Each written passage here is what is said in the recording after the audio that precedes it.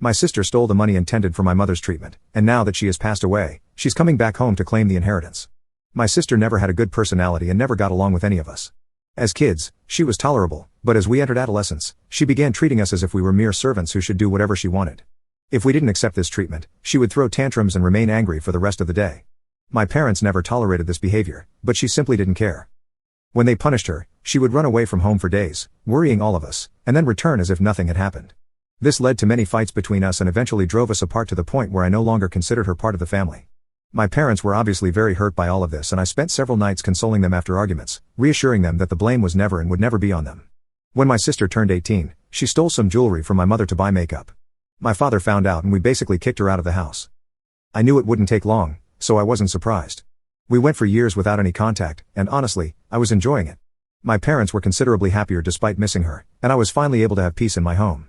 I finished my studies, got a good job in my field, bought a house, and moved, marrying the woman of my dreams.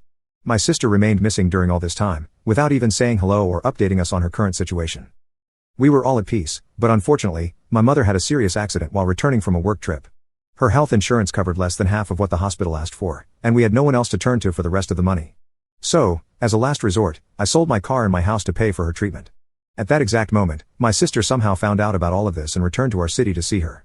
She said she wanted to help and asked how she could contribute to paying for the treatment. I told her all the money was in my mother's account and she could donate there. I know we shouldn't have trusted her, but we simply didn't believe she would do what she did. A week later, when it was time to make the first installment payment to the hospital, my mother checked her bank account and found that almost all the money had simply disappeared. Upon calling the bank, they informed us that not only did my sister never donate anything, but the money from the account had been transferred to one in her name, and the transfer had been made from my mother's phone. My mother wasn't conscious, so it was obvious who had done this, and we immediately went looking for my sister, but of course, she had already fled with the money. Unfortunately, due to this, we couldn't afford my mother's treatment, and she passed away. We were all devastated, especially me, who had sacrificed all my achievements to save her. However, the biggest surprise came later.